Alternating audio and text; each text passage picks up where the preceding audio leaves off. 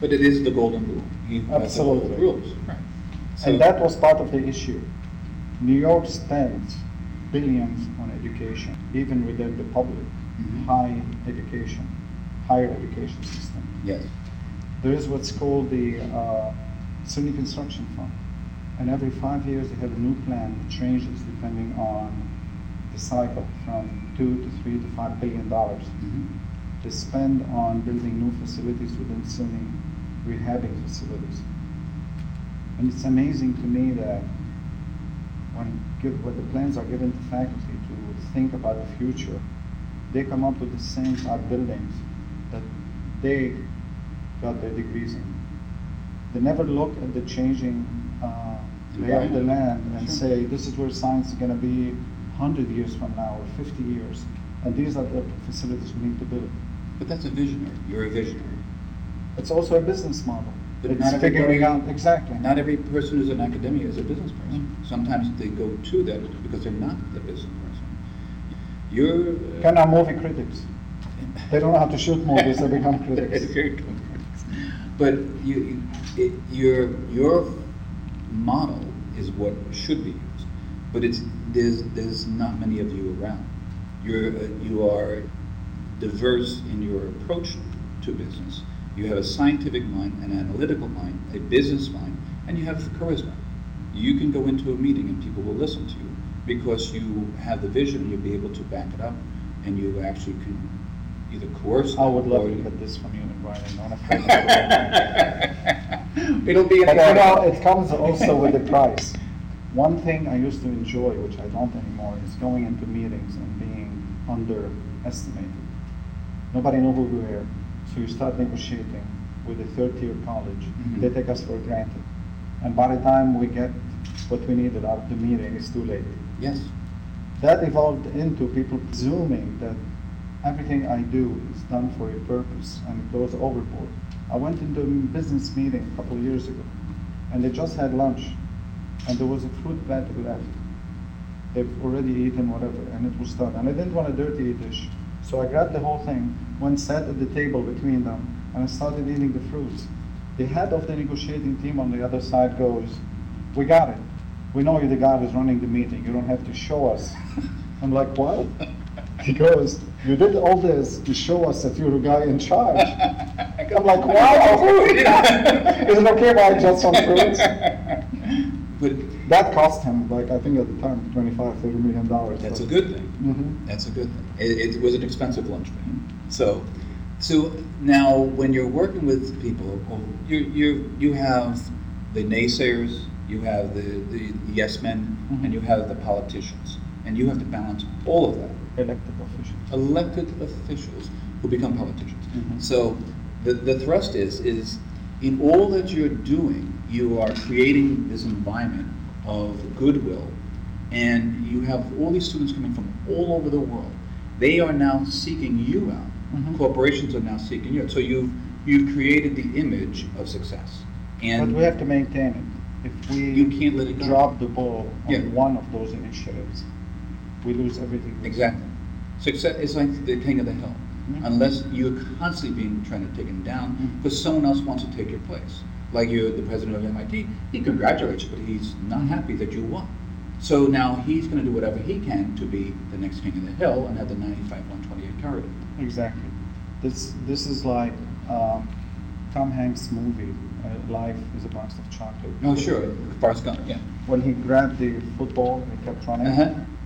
That's how this game is.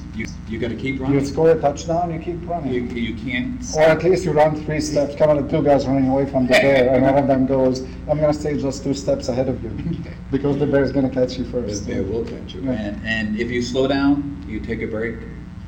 Yeah, it's not good because they will catch up to you, and you. So now there are 2 entities. My apologies. Okay. Should I wait? Sure. Okay.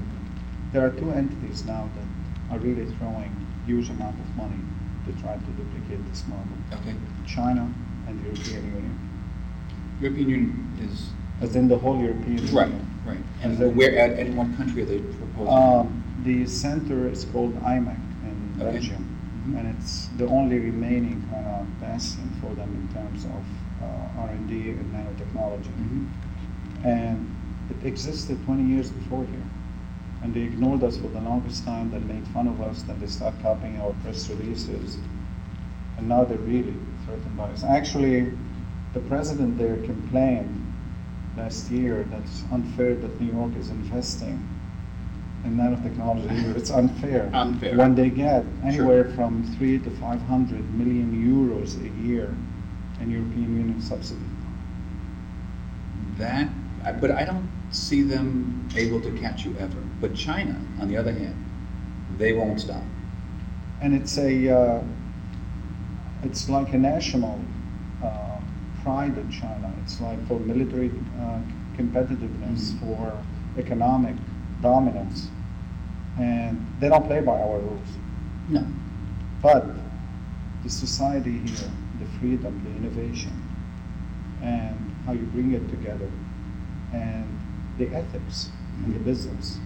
And notice, obviously, within your confines here, a large population come from China because they want to come to America because they know that once they have an internship here or a job here, they can be here. Absolutely. And they want to be here. And obviously, it's a choice that they're making, and it's a critical decision they're making. And we see that throughout the area. The impact that you've had on the area is phenomenal. And obviously, without you, your neighbors up in Malta would never have come here. And so, with that in mind, how do you plan to continue that so that the emphasis is on the research, on the growth, on these companies constantly coming here to generate new centers and new innovation? So how do you attempt to do that? We need to expand the geographical footprint of the innovation, education, and economic impact.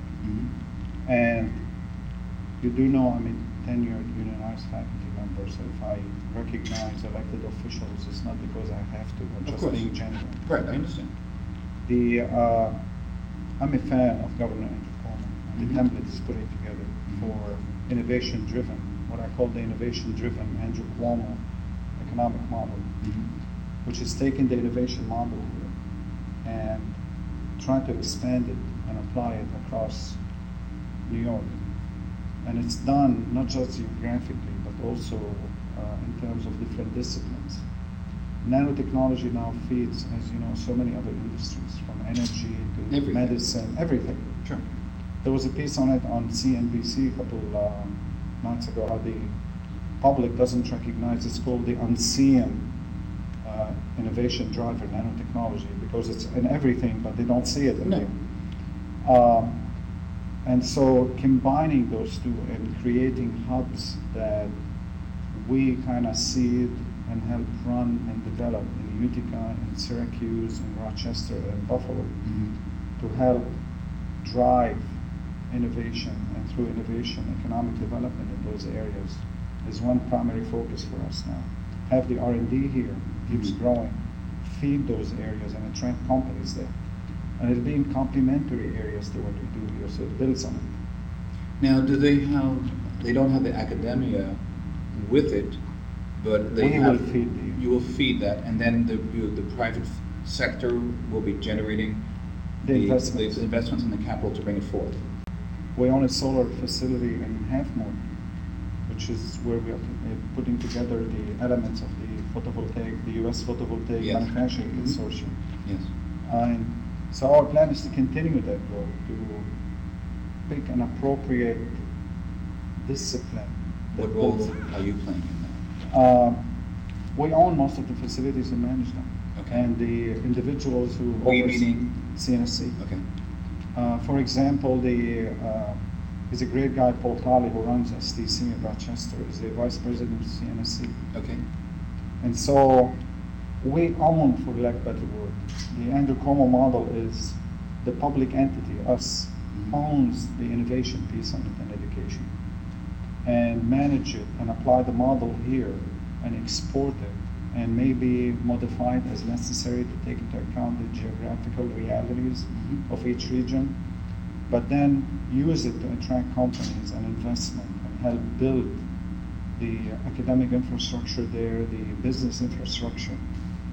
And so there's going to be a lot of exciting announcement coming out of this.